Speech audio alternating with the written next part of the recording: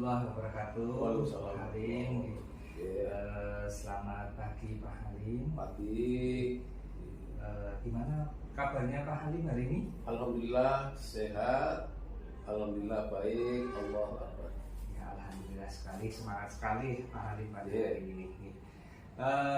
Gini Pak Halim, mohon maaf sebelumnya.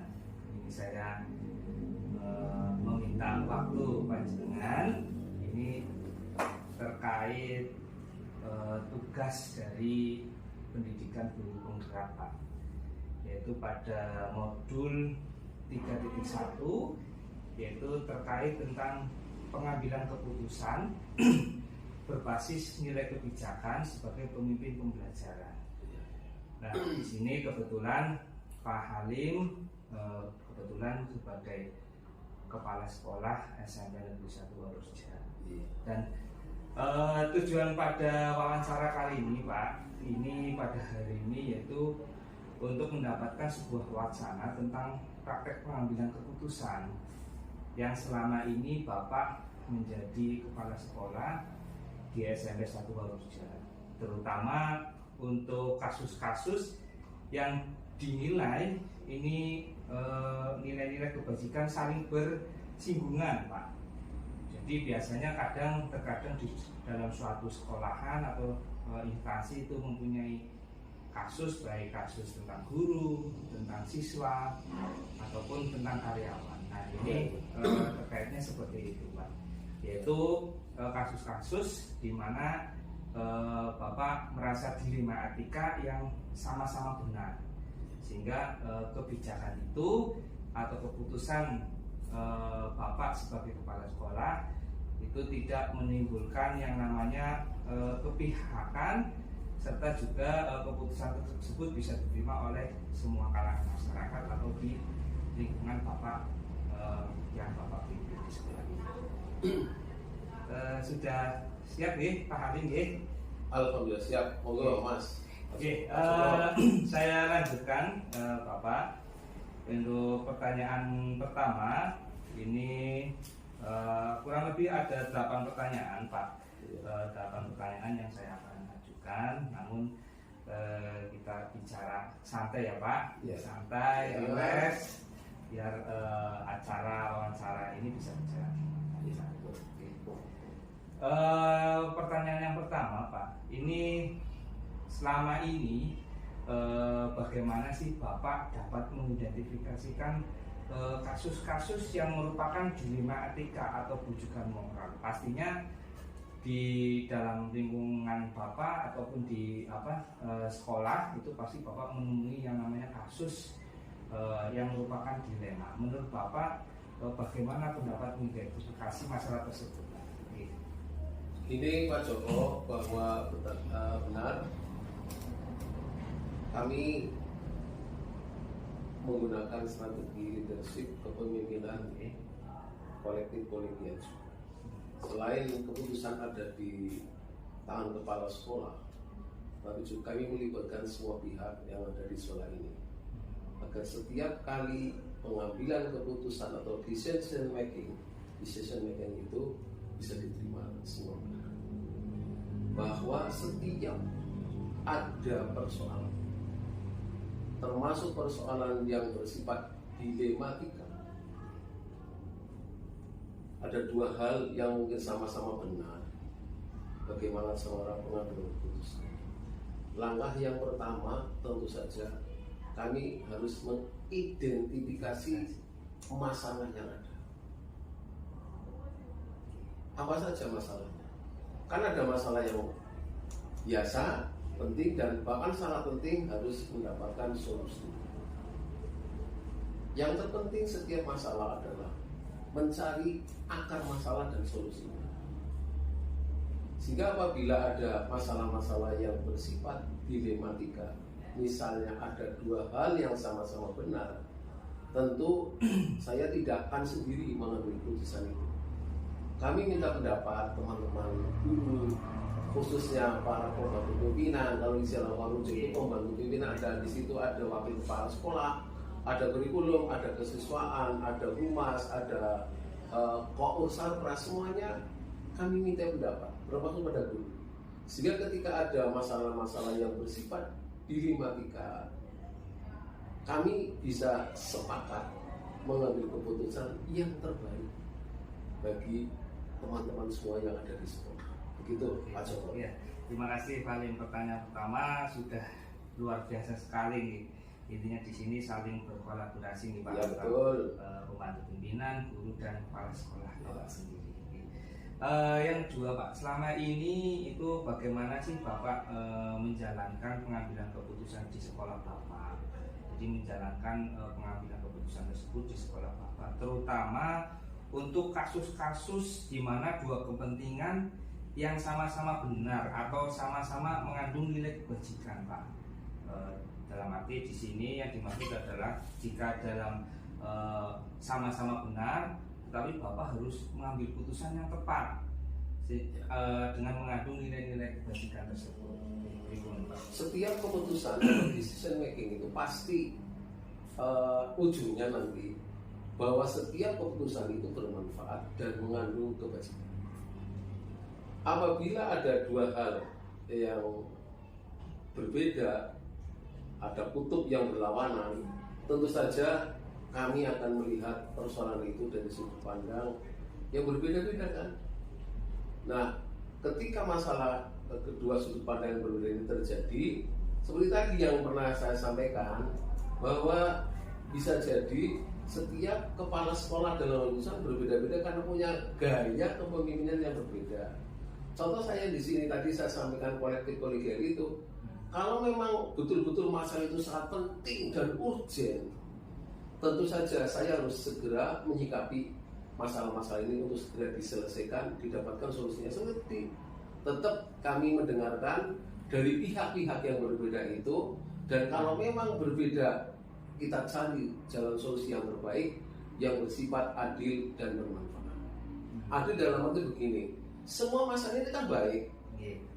Mana yang paling bajik, mana yang paling mengandung kebaikan, kebajikan, maka setiap pemimpin termasuk kepala sekolah akan mengambil keputusan mana keputusan yang paling banyak manfaatnya, mengeliminir, meminimalisasi mudarat. Jadi yang dimaksud yang baik yang perlu bajik atau kebajikan itu adalah yang paling banyak manfaatnya dan meminimalisasi kemudaratan. Saya yakin keputusan yang paling baik adalah keputusan yang mengayomi punya keadilan bersama di seluruh anggota. Di sekolah ya berarti ada guru, ada karyawan, ada murid. Yang paling baik, yang paling bermanfaat, itulah yang menjadi tolok ukur dalam pengambilan keputusan apabila ada masalah-masalah yang berkaitan dengan masalah kebajikan tadi. Oke, sangat jelas sekali Pak Halim. Iya. Selanjutnya nih dari kasus yang terdapat dalam sekolah Bapak, terus penanganannya juga harus berkolaborasi. Menurut Bapak, langkah-langkah atau prosedur seperti apa yang biasa Bapak lakukan dalam arti untuk menyelesaikan masalah tersebut dan juga dalam proses pengambilan keputusan yang Bapak yakini keputusan yang sangat tepat dan masuk ke dalam nilai-nilai kebajikan tersebut Pak. Ini saya ambil contoh real saja. Yang dialami oleh siswa. Dialami oleh siswa nih. Ada persoalan yang melibatkan siswa kita. Setelah diamati, itu persoalan ini cukup penting dan riskan apabila tidak segera dicari solusinya. Maka setiap persoalan seperti tadi saya katakan harus dicari akar persoalannya apa, penyebabnya apa, bagaimana cara mengambil solusi yang terbaik. Maka setiap persoalan yang dihadapi siswa, saya kan sudah melibatkan teman-teman lain. Contoh, ada guru mata pelajaran, ada wali kelas, ada guru-guru BK yang menangani. Baru diadakan musyawarah dengan kepala sekolah bagaimana pengambilan keputusan yang terbaik. Apabila ini sudah menyangkut seluruh warga sekolah, persoalan siswa ini seluruh menyangkut kebijakan sekolah, maka kami pun akan melibatkan teman-temannya guru karyawan sekalipun, agar semua bisa memahami bahwa ini masalah yang krusial, yang penting, yang harus segera dapat solusi. Jadi langkahnya seperti itu. Dari guru mapel ada melibatkan wali kelas, terutama guru-guru bimbingan konseling, dan diadakan musyawarah dengan kepala sekolah. Kalau memang diperlukan, kita putuskan bersama demi kebaikan keputusan yang paling bermanfaat dan bisa diterima dan menjadi solusi yang terbaik. Gitu. Luar biasa sekali Pak. Ya.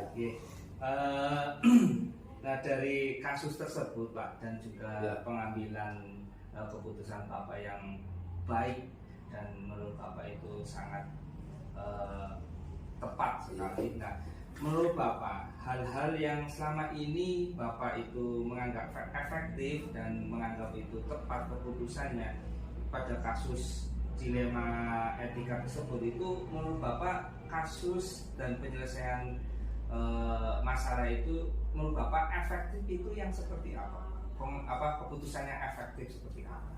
Nah tadi, kepala sekolah kan punya tanggung jawab sebagai manajer, sebagai wirausahawan, sebagai profesional. Tentu saja keputusan efektif pasti melibatkan pihak lain, pasti melibatkan pihak lain. Kepala sekolah Pak memang punya kewajiban, tanggung jawab dan pemenang untuk memutuskan, tetapi kan tidak salah, bahkan lebih baik. Bagaimana pendapat wakil-wakil kami terhadap masalah ini? Bagaimana pendapat guru? Bisa jadi kan ada masalah seperti ini, agar setiap keputusan yang kita ambil, kebijakan yang diambil oleh sekolah itu efektif, tepat, karena melibatkan seluruh unsur. Begitu Mas Joko. Gitu ya. Selanjutnya Pak, untuk penjelasan selanjutnya ini terkait masih sama dengan kasus dilema etika. Menurut Bapak, hal-hal apa saja sih yang selama ini merupakan menjadi tantangan Bapak itu dalam pengambilan keputusan, terutama kasus dilema etika seperti tadi? Tantangannya apa Pak yang Bapak rasakan selama ini dari kasus-kasus yang ada? Seluruh katakanlah semua orang ingin agar keputusannya itu berkeadilan, adil, menempatkan sesuatu yang tepat. Ini kan tidak gampang. Ada masalah yang dihadapi guru, ada masalah yang dihadapi siswa, ada juga masalah yang dihadapi sekolah secara keseluruhan. Memang banyak hal yang perlu kearifan, kebijakan seorang pimpinan.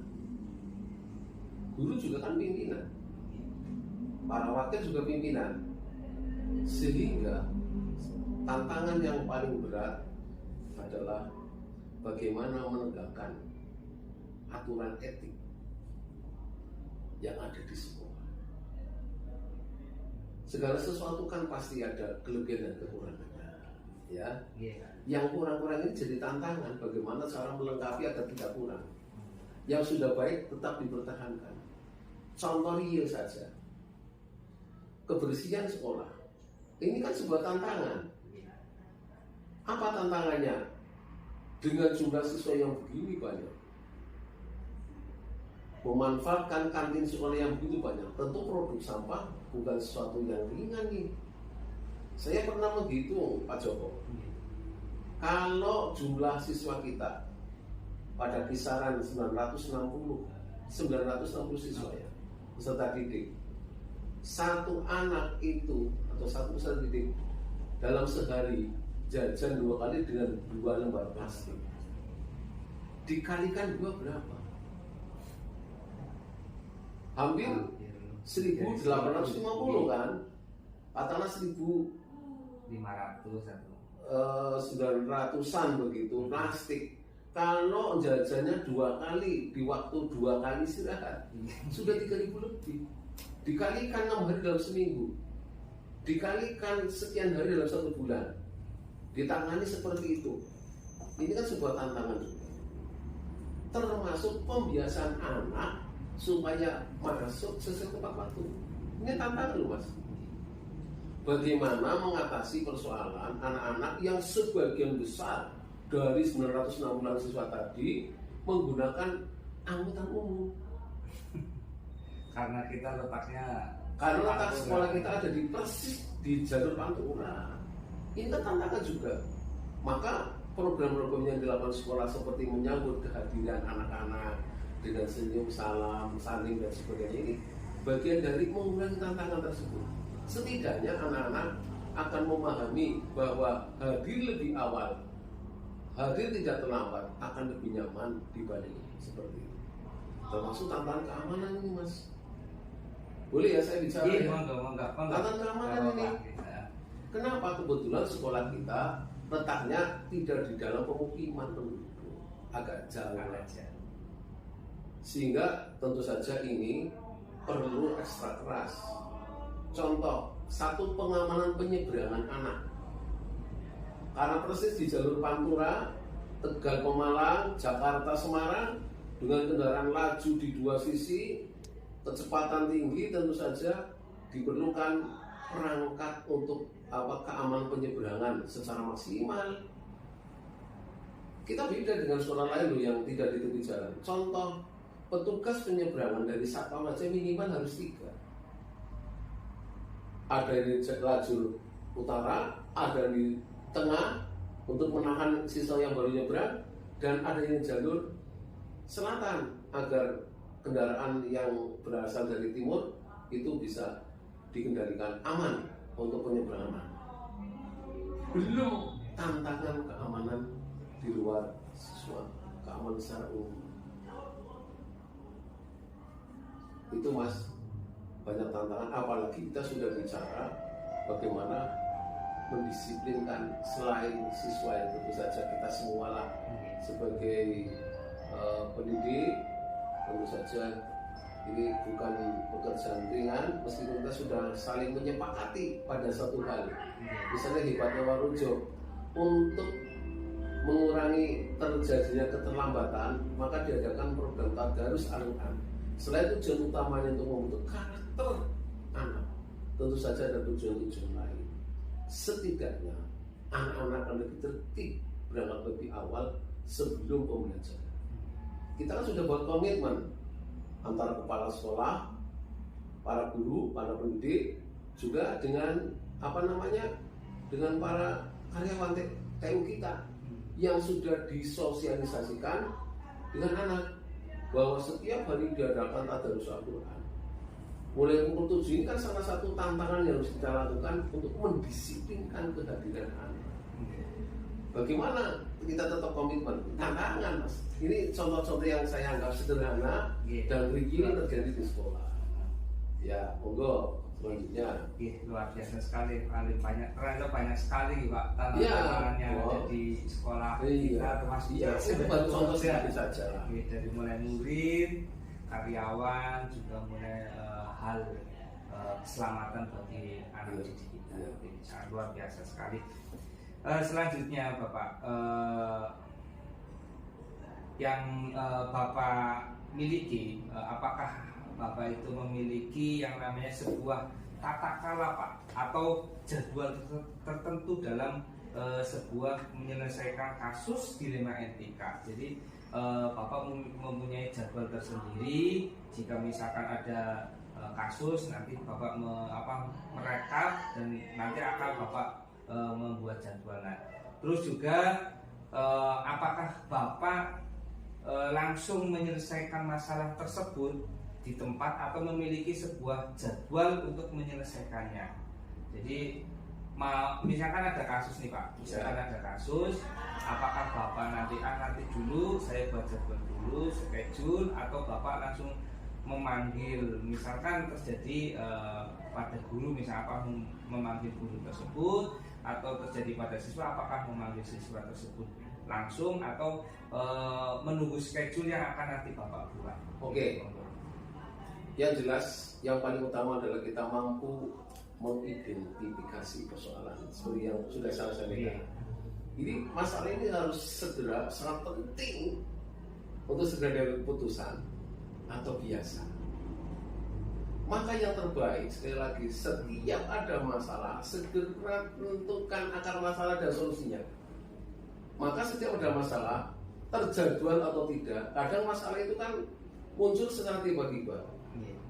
Bisa saja terjadwal dengan baik untuk menyelesaikan masalah, bisa juga insidental. Karena datangnya masalah kita tahu. Ini contoh hari ini ayam-ayam saja nih, tidak ada masalah nih. Sepertinya tidak ada masalah. Tapi apakah kita sudah bisa memastikan bahwa masalah itu tidak akan datang? Maka seorang pimpinan selain punya jadwal tertentu untuk menyelesaikan persoalan, misalnya mengajar guru kan ada jadwalnya mas, ada kunjungan kelas kan misalnya, atau apa namanya observasi kelas dan sejenis itu kan terjadwal mas. Dari situ kan kita mengerti persoalan-persoalan dihadapi guru ketika sedang melakukan pembelajaran. Kan terjadwal. Tapi di luar itu apakah ada masalah yang datang mesti ngomong dulu? Kan tidak. Ujuk-ujuk tidak tahu. Karena kan dulu insidental. Maka yang terpenting jangan menunda-nunda setiap ada persoalan. Saya setuju, Pak. Setuju? Oke, setuju. Setiap ada masalah jangan ditunda-tunda. Seperti tadi kan ada masalah yang terjadwal, oke lah bisa. Tapi tidak ada orang yang tahu masalah itu akan datang. Ada yang bilang, kok sore ada masalah, ada yang tahu, kan tidak tahu. Sehingga yang terpenting setiap ada masalah, carikan masalahnya, cari solusinya secepatnya dan lebih cepat, lebih baik agar persoalan ini jelas, terang, bisa diatasi dan nyaman buat kita semua. Jadi kata kuncinya, setiap ada masalah segera diselesaikan. Siapa yang menyelesaikan? Bukan hanya kepala sekolah loh. Tergantung masalahnya ini kan. Sekali lagi tetap meskipun kebijakan ada di kepala sekolah, pasti putusan di kepala sekolah. Tapi bottom up, mengambil pendapat dari teman-teman sangat baik agar sekali lagi keputusannya berkeadilan. Begitu Pak Joko. Luar biasa sekali ya. Saya sangat setuju dengan pernyataan Pak Ali bahwa jika ada suatu masalah harus segera diselesaikan. Memang harus diselesaikan Bapak, karena kalau mungkin berlarut-larut malah imbasnya malah bertambah masalah, tambah masalah, malah tidak menyelesaikan masalah tersebut. Saya pendapat dengan Pak Ali. Pertanyaan berikutnya, ini ada nggak sih Pak faktor-faktor yang selama ini tuh menurut Bapak mempermudah dalam pengambilan keputusan dalam kasus-kasus di lingkungan kita? Jadi ada nggak sih faktor yang selama ini Bapak itu mengalami mempermudah, atau seseorang atau pihak ketiga mungkin kayak tadi kolaborasi dengan guru, ataupun adakah yang lain faktor-faktor itu yang membuat Bapak itu merasa mempermudah dan membantu dalam hal penyelesaian masalah, terus pengambilan keputusan dalam kasus-kasus di lingkungan kita? Betul Mas, pasti ada yang berbeda. Allah sendiri sudah menyampaikan, ittaqillaha yaj'al lahu makhraja. Takut dan bertakwalah kepada Allah, pasti nanti ada jalan. Ya, jalannya terbaik apa? Akhirnya wa yarzuqu min haitsu la yahtasib. Bahwa Gusti Allah, bahwa Allah Subhanahu wa taala akan memberikan rezeki dari arah yang tidak pernah disangka. Inilah pentingnya kita ikhtiar. Di antara salah satu ikhtiar adalah komunikasi, membentuk kerjasama dengan pihak lain.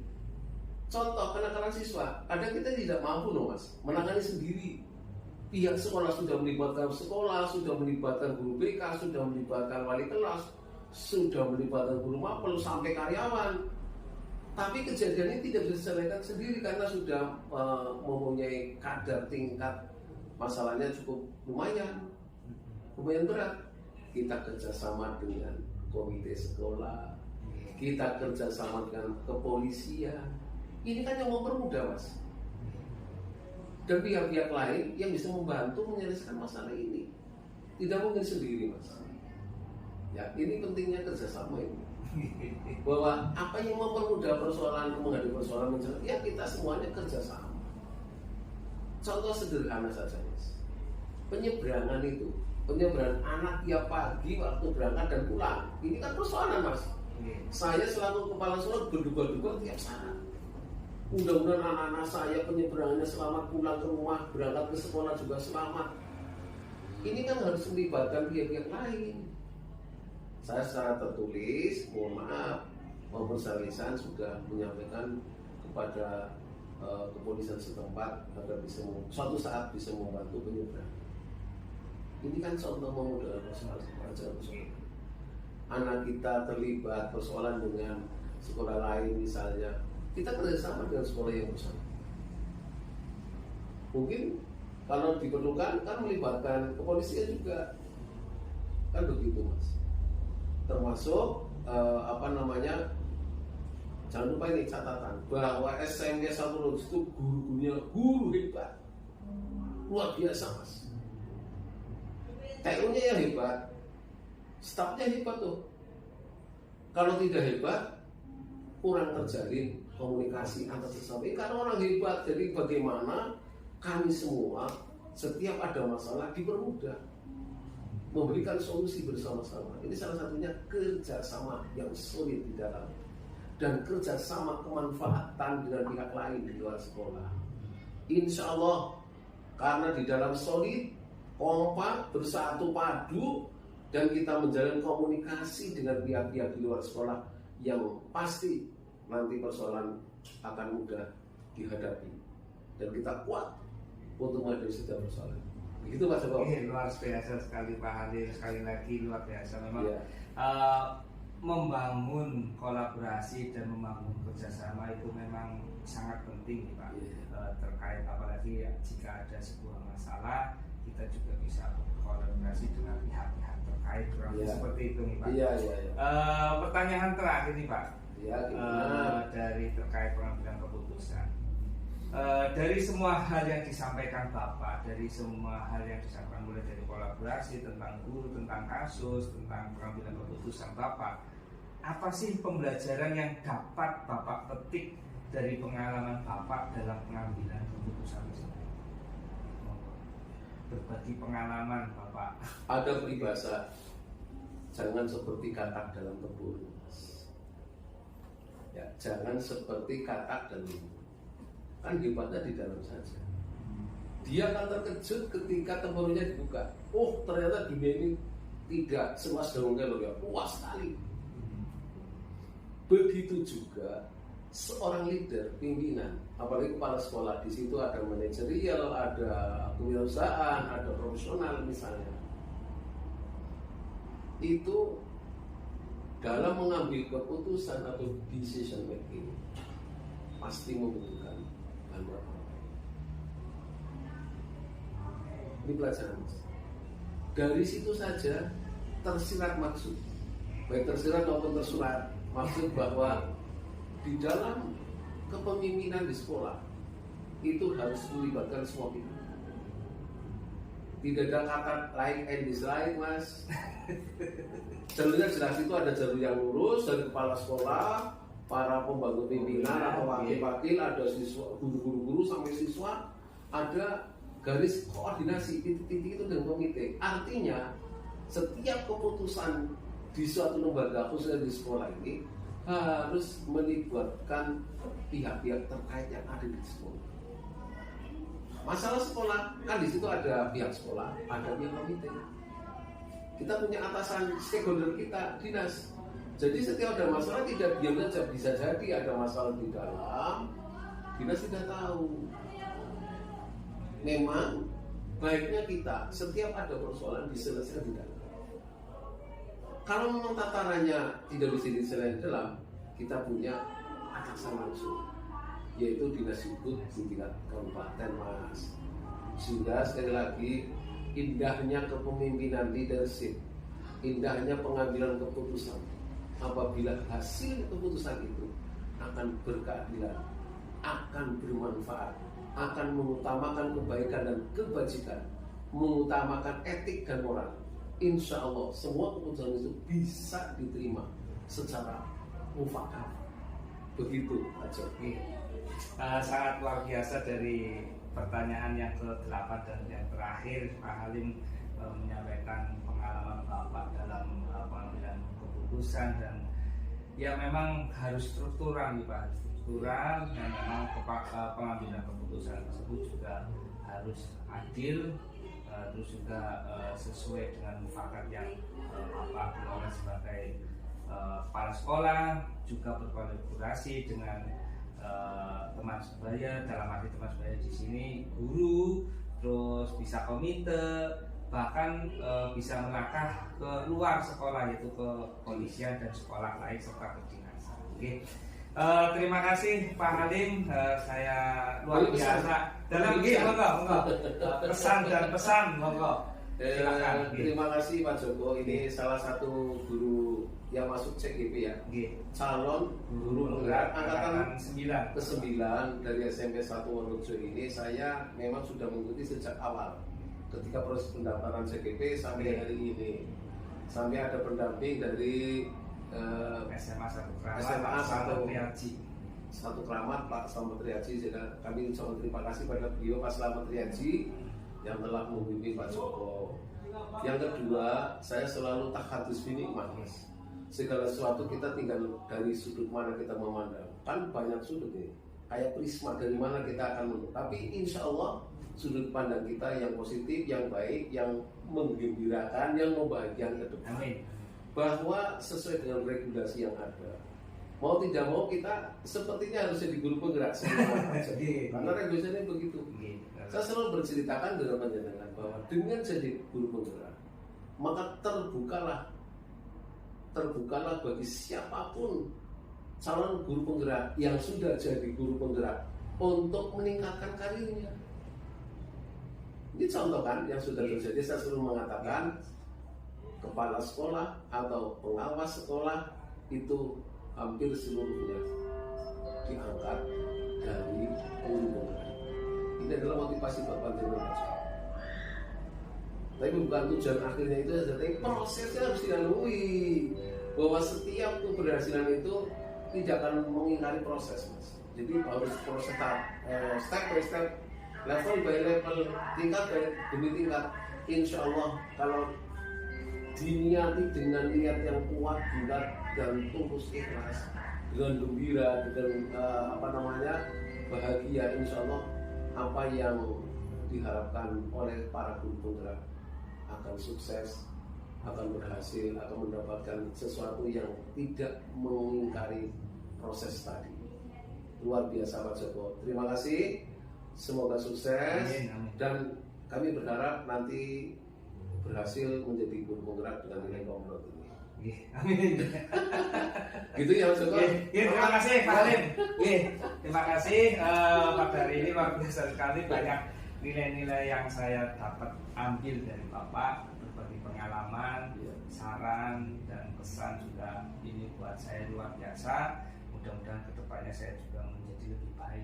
Amin ya Rabbal Alamin. Terima kasih pada hari ini Pak Halim atas kesediaan waktunya untuk sedikit berbincang, berwawancara, yaitu terkait tentang pengambilan keputusan berbasis nilai kebajikan sebagai pemimpin belajar. Saya aturi, terima kasih banyak, dan assalamualaikum warahmatullahi wabarakatuh. Waalaikumsalam warahmatullahi wabarakatuh.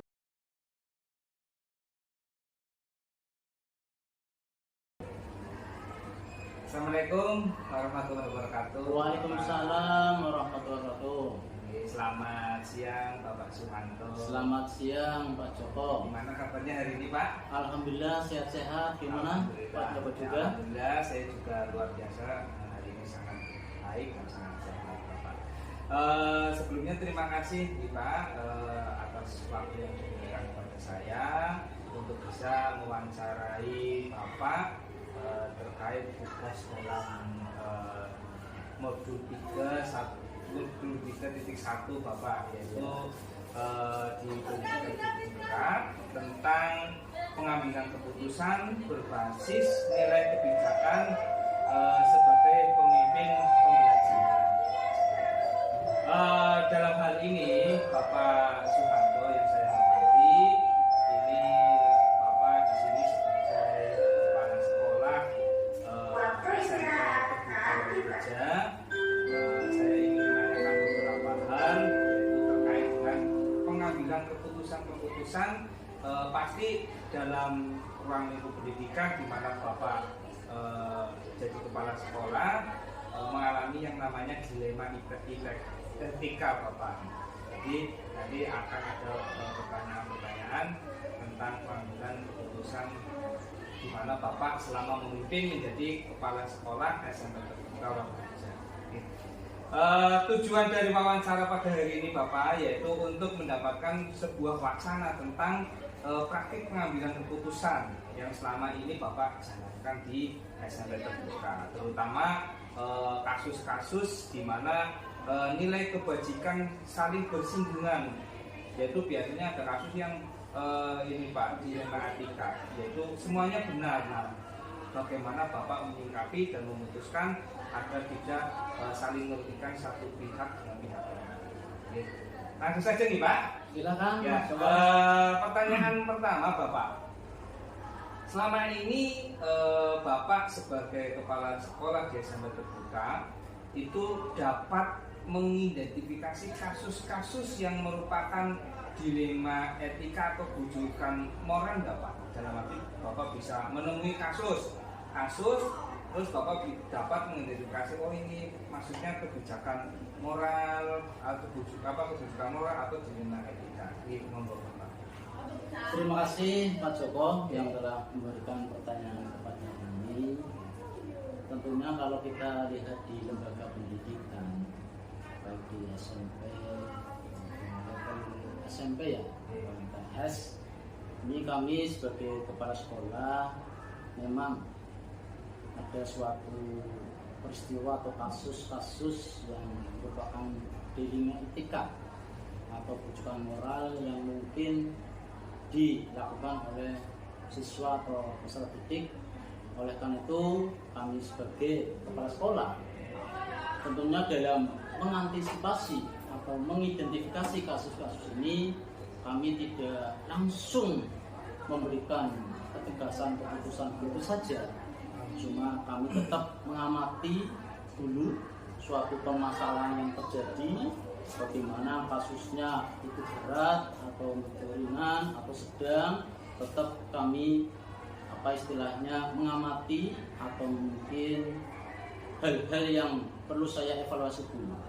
Setelah kita amati tentunya kita mengumpulkan informasi secara faktual, secara dasar, apakah dari informasi dari Bapak Ibu guru atau mungkin dari guru BK tentunya ya, itu nanti saya kumpulkan sebagai dasar untuk mengambil keputusan bagi kami.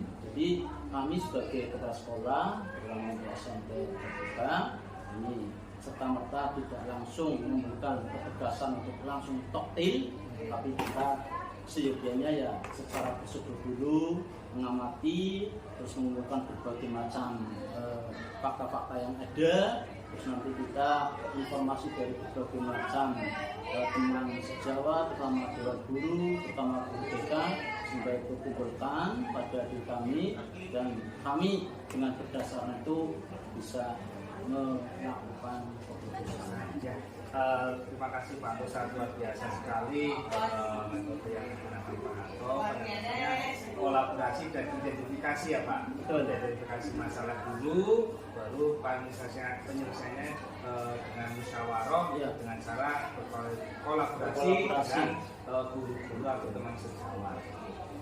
Terus berikutnya nih Pak Anto, selama ini bagaimana sih Bapak menjalankan pengambilan keputusan di SMP Terbuka Bapak, terutama untuk kasus-kasus di mana ada dua kepentingan yang sama Pak, benar atau sama-sama mengandung nilai kebijakan, dan di sini ada dilema etika dan dilema moral Pak. Jadi Bapak di sini bagaimana menyikapinya jika semuanya itu sama? Baik, terima kasih. Terutama memang di lembaga sekolahan tentunya satu ada aturan. Aturan ini memberikan suatu kebaikan atau ketertiban bagi semua, terutama bagi peserta didik. Nah, kami dalam menimba atau mengambil keputusan ini memang harus kita pelajari, yang harus kita kembalikan semua pada intinya aturan. Apakah peserta didik atau siswa itu betul-betul menyalahi aturan terlalu berat atau tidak, tetap saya kembalikan pada aturan.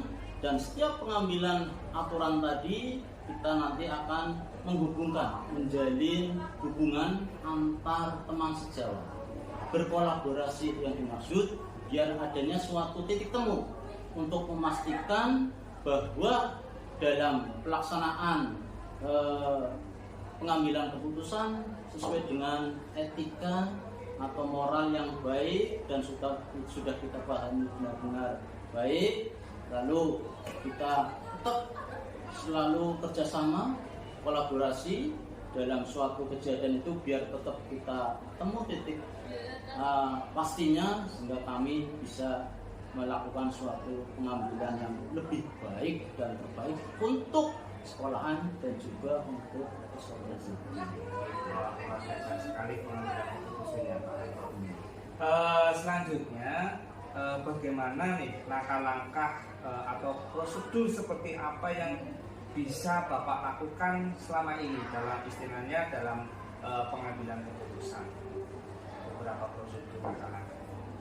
Kami sebagai kepala sekolah tidak semata harus duduk di kantor saja.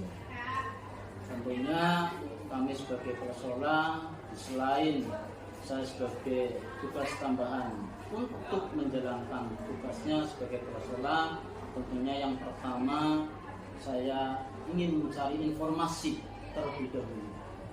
Pertama kita lakukan evaluasi atau tanya dulu kepada pihak, tentunya misalkan ada masalah bisa tanya bapak guru atau mungkin wali kelasnya, terus ke sana bisa ke guru BK-nya, barangkali ada hal-hal yang memang informasi itu bisa sebagai dasar, sehingga saya datang langsung peristiwa atau istilahnya TPK ya, tempat kejadian perkara TKP ya, itu biar saya lebih tahu dan turun langsung untuk bisa mewawancarai hal-hal yang mungkin langsung di situ ada pihak-pihak yang mungkin lebih tahu, sehingga saya lebih tahu, lebih ngerti.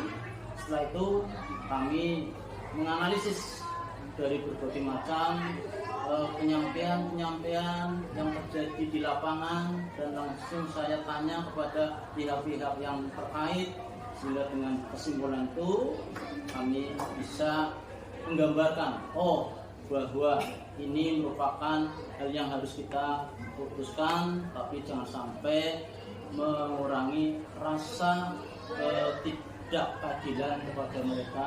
Tetap kami menjunjung tinggi hukum untuk dalam pelaksanaan keputusan semacam itu. Luar biasa. Selanjutnya nih Pak, hal-hal apa nih yang apa saja yang selama ini menurut Bapak itu anggap efektif dalam pengambilan keputusan pada kasus dilema etika, dalam arti hal-hal yang Bapak itu menganggap efektif nih, cara ini lebih efektif untuk mengambil keputusan, gimana menurut Bapak? Kalau saya sendiri pendapatnya, hal-hal yang selama ini untuk efektif dalam pengambilan keputusan, terutama dalam kasus-kasus yang sesuai dengan dinamika ini, saya merasa pengambilan ini harus betul-betul dilakukan dengan spontanitas. Tapi ini tergantung dari objek permasalahan. Bagaimana objek yang kita lakukan di lapangan kasus-kasus itu, memang kalau perlu dilakukan keputusannya secara efektif, tapi tergantung dari peristiwa atau kasus yang ada. Tapi sebelum saya mengambil suatu keputusan itu, tetap saya berkolaborasi atau berkomunikasi dengan tim manajemen yang ada di lingkungan sekolah, karena kami juga punya para pembantu pimpinan ya. Tentunya kita harus mengajak bagaimana dalam pengambilan keputusan yang lebih efektif. Kita kolaborasi dengan teman-teman atau guru-guru yang senior, didengar berbagai macam pendapatnya, sehingga supaya nanti kami dalam memberikan keputusan ini biar secara sudah keputusan bersama, kami tidak ada hal-hal yang kita dalam menyampaikan keputusan itu tidak akan lebih baik semua. Oh, gitu. Ya, jadi dari sini itu yang kata itu adalah kolaborasi Musyawarah ya dari teman-teman yang senior.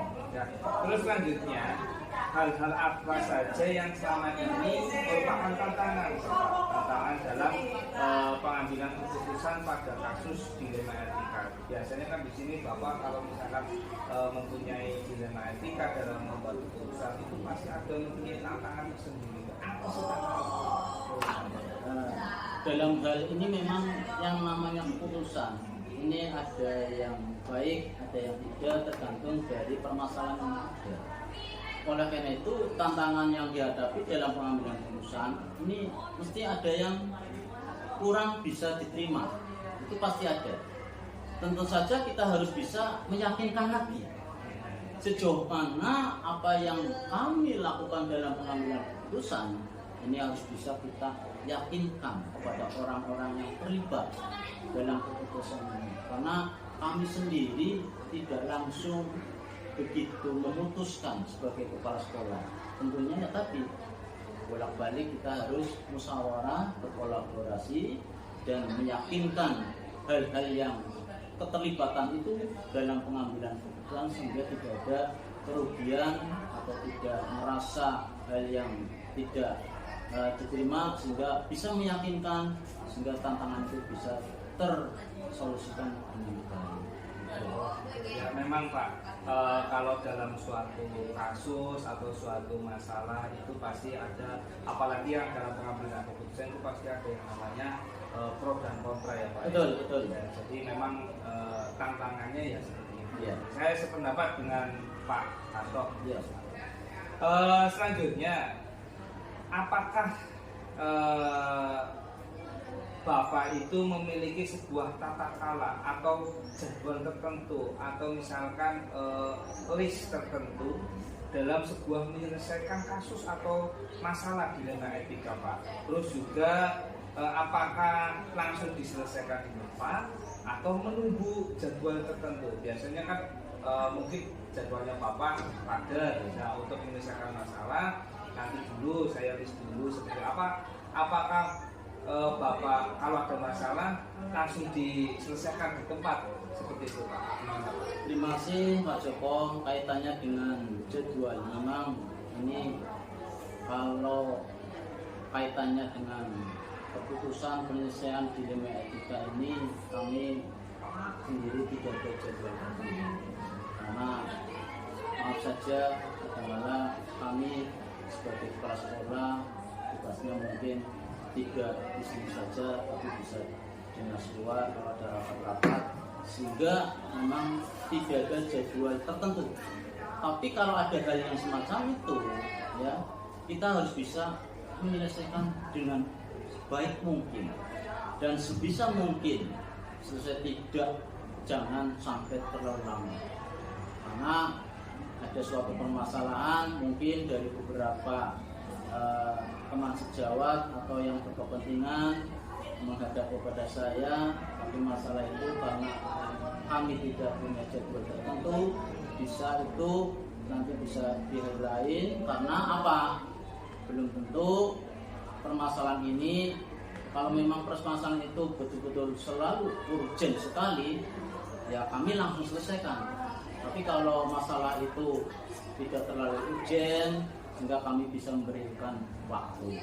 Yang penting dalam penyelesaian ini tentu saja harus betul-betul diselesaikan dengan sebaik mungkin, selesai tidak terlarut-larut atau tidak lama. Jadi fleksibel ya Pak? Fleksibel. Fleksibel dengan keadaan dan kondisi Bapak sendiri. Betul. Karena ya memang tugas kepala sekolah luar biasa ya Pak ya. Ya. Harus di sekolah dan harus juga di luar sekolah. Luar biasa sekali. Selanjutnya Pak, ada nggak sih Pak seseorang atau faktor-faktor yang selama ini mempermudah membantu Bapak dalam mengambil sebuah keputusan terkait kasus di lingkungan etika. Jadi Bapak punya contoh kayak punya inspirasi atau punya seseorang yang mendukung sekali dan punya masalah itu ada nggak? Ya tentunya kami kepala sekolah tidak sendirian dengan suatu keberhasilan atau masalah-masalah maju dan tidaknya ini bukan saja, tapi semua dari dewan guru atau bahkan yang lebih kaitannya dengan pekerjaan saya sering adanya suatu dukungan, terutama dari wakil-wakil kepala sekolah atau guru-guru senior atau istilahnya pembantu pimpinan, sehingga faktor inilah dalam nanti menjalankan suatu kegiatan atau keputusan atau penyelesaian kami bukan menyelesaikan pada diri pribadi, tapi dengan saya minta bantuan dari pimpinan atau istilahnya tadi guru yang bisa guru yang bisa membantu kami dalam menjalankan hal itu sehingga bisa memudahkan. Tentunya berarti tetap kami tidak sendiri. Ada suatu guru-guru yang membantu kami, contohnya pimpinan atau guru-guru yang sudah memberikan support dalam meningkatkan pendidikan baik untuk pendidikan maupun dalam lingkungan sekolah itu sendiri. Sangat luar biasa sekali Bapak, berarti banyak sekali faktor-faktor yang mendukung dan istilahnya dalam mempermudah membantu masalah pada kasus yang Anda hadapi, Bapak hadapi, dari mulai mungkin komite, pembantu pimpinan dan yang lain kasus itu nih Pak. Pertanyaan terakhir nih Pak di penghujung wawancara ini, dari semua hal yang Bapak Pak Suhanto sampaikan, yang Pak Hanto utarakan, yang Bapak ceritakan tadi dari pertanyaan sebelumnya, pembelajaran apa sih yang dapat Bapak petik dari pengalaman Bapak selama jadi kepala sekolah dalam pengambilan keputusan di lingkungan etika Pak? Boleh pengalaman pribadi atau pengalaman kasus-kasus yang lain, itu pelajaran apa yang Bapak petik? Ya, dari kami memang dalam suatu pendidikan banyak bapak guru dan kami sendiri sebagai kepala sekolah menginginkan dari setiap orang atau guru sebagai pendidik ini harus memberikan yang terbaik. Tapi kami misalkan dari beberapa hal yang ada di lingkungan sekolah, pengalaman kami ya pengen yang terbaik, dia dicontoh oleh guru-guru yang lain.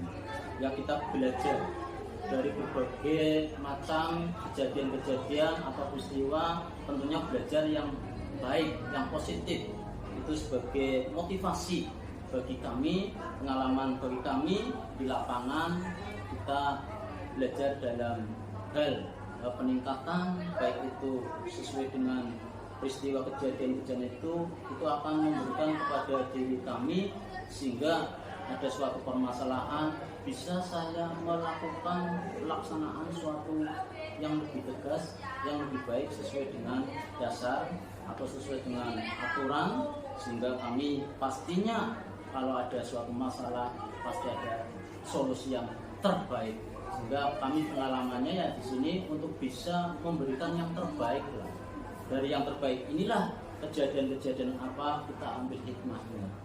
Sesuatu peristiwa pasti ada hikmahnya dan pasti ada solusinya. Luar biasa sekali di penghujung wawancara kali ini Bapak, banyak sekali ilmu yang saya dapat dari Bapak, terus juga nantinya akan membuat perubahan diri juga pada diri saya Bapak. Terima kasih sebelumnya Pak Hanto selaku Kepala Sekolah SMP Bukawal Wija. Terima kasih atas kesediaan waktunya pada hari ini, sudah memberikan arahan, jawaban dan juga berbagi pengalaman terkait pengambilan keputusan yang berbasis nilai kebajikan sebagai pemimpin belajar. Terima kasih Pak Hanto atas waktunya. Assalamualaikum warahmatullahi wabarakatuh. Waalaikumsalam warahmatullahi wabarakatuh. Terima kasih. Terima kasih Pak Hanto.